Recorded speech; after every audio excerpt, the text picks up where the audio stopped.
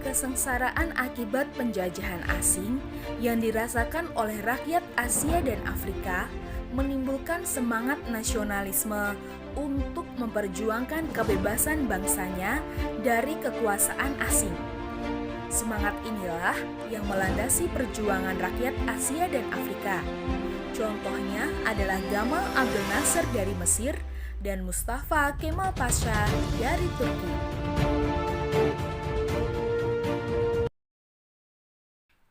Mengapa bangsa-bangsa terjajah berontak setelah sekian abad, seolah-olah terlelap dalam 1000 kepahitan yang melilitnya?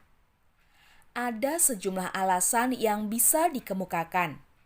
Tetapi yang jelas bahwa dasar dari seluruh gerakan nasionalisme dan pergerakan kemerdekaan di negeri-negeri terjajah itu karena pengaruh langsung dan tidak langsung dari berbagai paham baru yang berkembang di Eropa dan menyebar ke negeri-negeri jajahan.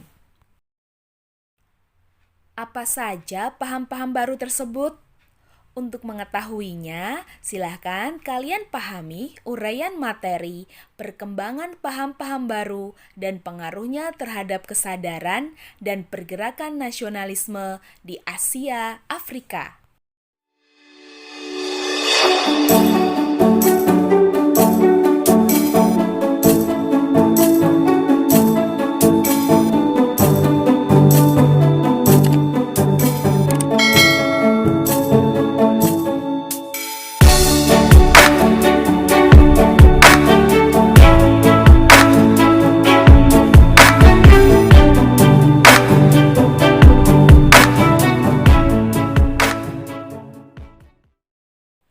Sebelum membahas pergerakan nasional di negara-negara Asia dan Afrika yang berusaha membebaskan diri dari belenggu penjajahan, terlebih dahulu kita perlu memahami apa yang dimaksud dengan liberalisme, sosialisme, komunisme, demokrasi, pan-islamisme, dan nasionalisme.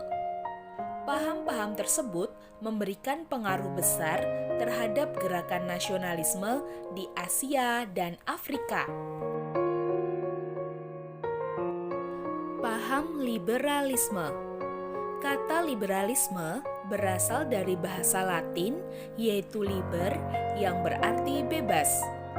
Liberalisme adalah sebuah ideologi, pandangan filsafat, dan tradisi politik yang didasarkan pada pemahaman bahwa kebebasan dan kesamaan hak adalah nilai politik yang utama. Kebebasan yang dimaksud adalah kebebasan individu, di antaranya kebebasan beragama, bebas dari penindasan, dan kesetaraan di hadapan hukum, termasuk memperoleh hak untuk mendapatkan perlindungan pribadi serta hak milik. Sebagai sebuah gerakan, paham ini sebenarnya telah dimulai sejak zaman Renaissance, yaitu zaman ketika rakyat di negara-negara Eropa berjuang membebaskan diri dari kekuasaan gereja dan agama yang sangat mengungkung kebebasan berpikir. Gerakan liberalisme ini diawali oleh kaum borjuis di Perancis pada abad ke-18. Pada saat itu, rakyat bergolak dan bangkit menentang kekuasaan Raja Louis ke-16 yang berkuasa secara absolut dan sewenang-wenang tanpa dibatasi oleh konstitusi atau undang-undang. Paham liberalisme kemudian menyebar ke berbagai negara Eropa lainnya dibawa oleh Napoleon Bonaparte, yang akhirnya berhasil mempengaruhi hampir seluruh negara Eropa kecuali Inggris dan Rusia. Setelah menyebar luas di negara-negara Eropa, paham ini kemudian menyebar ke seluruh dunia, terutama ke negara-negara Asia dan Afrika. Hal ini dimungkinkan karena hubungan antar bangsa yang semakin terbuka. Gerakan liberalisme yang diilhami oleh pemikiran Montesquieu dan J.J. Rousseau ini berkembang menjadi gerakan politik dengan meletusnya revolusi di Amerika dan Prancis. Berikut adalah ciri-ciri dari paham liberalisme. Yang pertama, adanya beberapa kewajiban dan hak yang bersifat mutlak dan tidak bisa dilanggar oleh kekuasaan apapun. Yang kedua, anggota masyarakat memiliki kebebasan intelektual, yaitu meliputi kebebasan berbicara, beragama, dan kebebasan pers.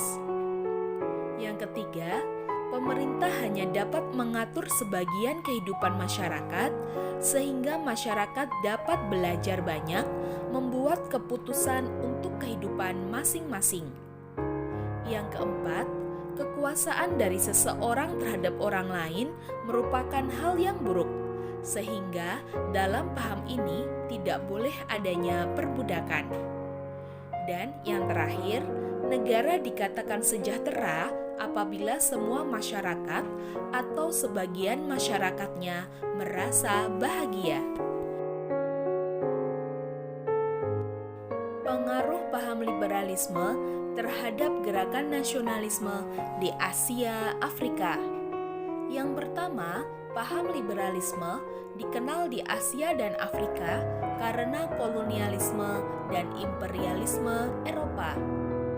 Yang kedua, memberikan pandangan bahwa setiap individu diciptakan sebagai makhluk yang bebas dan merdeka. Yang ketiga, penjajahan harus dihapuskan karena tidak sesuai dengan pri kemanusiaan dan pri keadilan. Dan yang keempat, mendorong gerakan nasionalisme melawan penjajahan. Paham yang kedua adalah paham sosialisme. Kata sosialisme berasal dari bahasa Latin yaitu socius yang berarti kawan. Sosialisme adalah suatu paham yang menghendaki segala sesuatu yang diatur bersama, dikerjakan bersama, dan hasilnya pun harus dinikmati bersama. Tujuan sosialisme adalah mewujudkan masyarakat sosialis dengan jalan mengendalikan secara kolektif sarana produksi dan memperluas tanggung jawab negara bagi kesejahteraan. Gerakan sosialis ditandai dengan adanya pertentangan terhadap kelas-kelas sosial dalam masyarakat. Gerakan sosial muncul secara serentak dalam bentuk revolusi sosial sebagai reaksi terhadap kepincangan sosial ekonomi di kota-kota besar akibat revolusi agraria dan revolusi industri. Sosialisme mula-mula muncul di Perancis sebagai reaksi terhadap paham liberal. Sosialisme akhirnya menjalar ke Inggris dan dikembangkan oleh Karl Marx dan Friedrich Engels. Hasil pemikiran Karl Marx dan Friedrich Engels dituangkan dalam buku yang berjudul Das Kapital.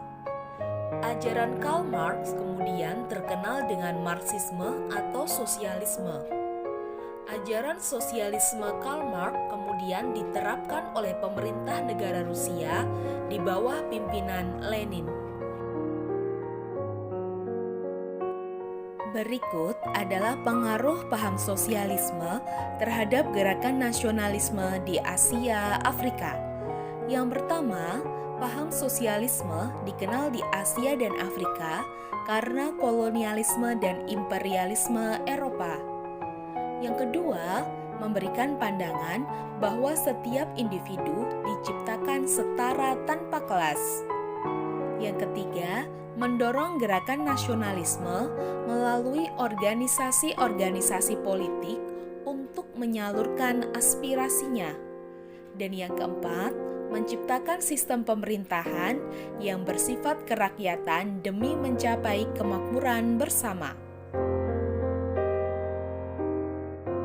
Paham yang selanjutnya adalah komunisme. Komunisme berasal dari kata common, bahasa Inggris, yang berarti umum. Komunisme merupakan suatu gagasan pemikiran yang ingin menciptakan suatu tatanan masyarakat umum di mana sistem aturan sosial dan penguasaan alat produksi didasarkan atas kepemilikan bersama. Juga tidak mengakui kepemilikan individu dan menetapkan sistem demokrasi keterwakilan. Komunisme mulai dikenal berawal dari ide Karl Marx yang berpendapat bahwa penyebab kesenjangan dan penderitaan kelas buruh adalah karena eksploitasi pemilik modal.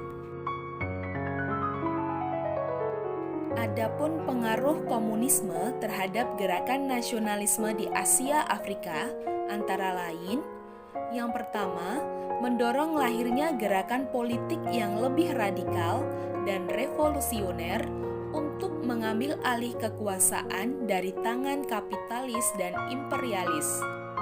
Yang kedua, munculnya gerakan-gerakan yang berusaha untuk mengambil alih kekuasaan yang dilakukan oleh kelompok buruh dan tani.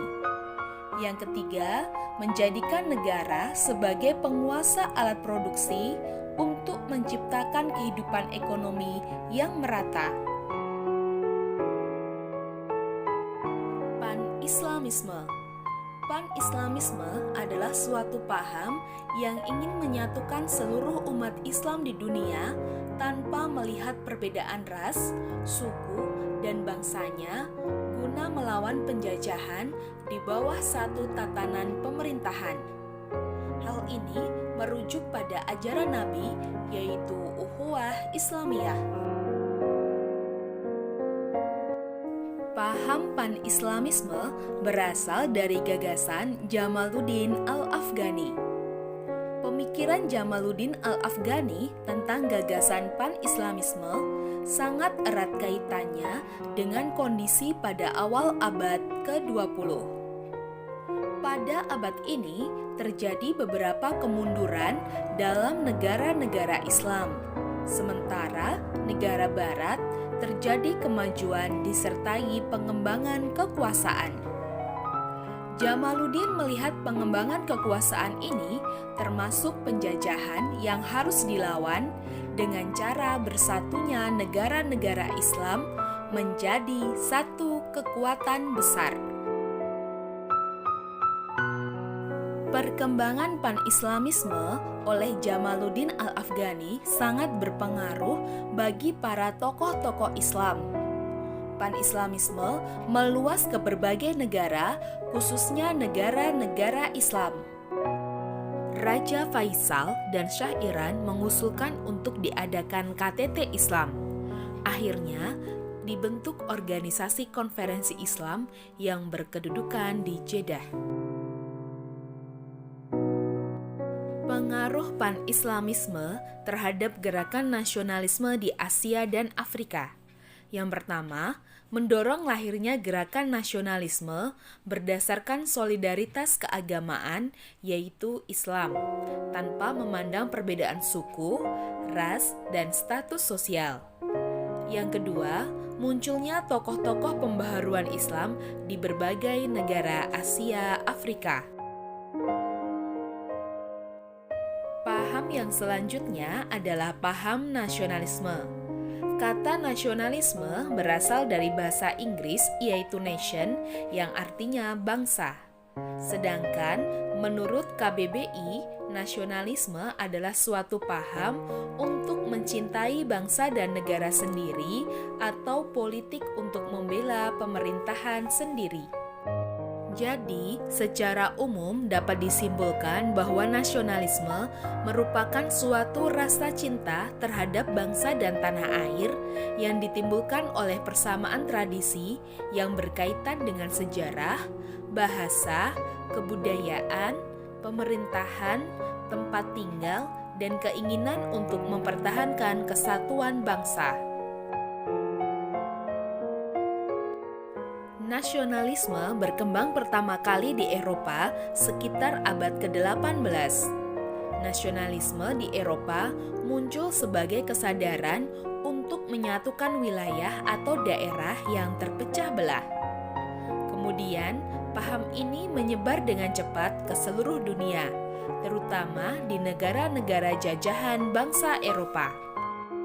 Hal ini dikarenakan negara-negara penjajah melakukan penindasan terhadap rakyat yang dijajah, sehingga bangsa-bangsa terjajah mulai sadar akan harga dirinya sebagai suatu bangsa. Paham nasionalisme timbul karena ada beberapa unsur. Yang pertama, karena adanya ikatan rasa senasib sepenanggungan. Yang kedua, bertempat tinggal dalam satu wilayah yang sama. Yang ketiga, adanya campur tangan bangsa lain atau penjajahan dalam wilayahnya. Yang keempat, persamaan ras. Dan yang kelima, keinginan dan tekad bersama untuk melepaskan diri dari belenggu kekuasaan absolut agar manusia mendapatkan hak-haknya secara wajar sebagai warga negara. Berikut pengaruh nasionalisme terhadap gerakan nasionalisme di Asia Afrika. Yang pertama, menginspirasi lahirnya kesadaran nasional, cinta tanah air, dan cita-cita untuk merdeka terlepas dari belenggu penjajahan. Yang kedua, mendorong lahirnya gerakan nasionalisme di kawasan Asia Afrika seperti Mesir, Turki, Cina, India, dan Indonesia. Paham yang terakhir adalah paham demokrasi. Demokrasi berasal dari bahasa Yunani, yaitu demos yang artinya rakyat, dan kratos yang artinya kekuasaan. Demokrasi secara khusus dapat berarti sebagai bentuk kekuasaan yang berada di tangan rakyat. Sedangkan menurut KBBI, demokrasi adalah sistem pemerintahan yang segenap rakyat turut serta memerintah dengan perantaraan wakil-wakilnya. Dan menurut Aristoteles, demokrasi adalah kebebasan. Negara yang pertama kali melakukan sistem demokrasi adalah Athena atau Yunani kuno. Demokrasi yang diterapkan adalah demokrasi langsung, karena pada saat itu jumlah penduduknya masih sedikit, sehingga rakyat dapat menyalurkan aspirasinya. Demokrasi terbagi menjadi 4, yaitu demokrasi parlementer, demokrasi pemisah kekuasaan, demokrasi presidensial, dan demokrasi melalui referendum. Perkembangan demokrasi. Demokrasi mengalami perkembangan yang luas sampai benua Eropa, Amerika, terutama Inggris. Cendekiawan Inggris yang memperjuangkan demokrasi adalah John Locke dengan bukunya yang berjudul Two Treatises on Government.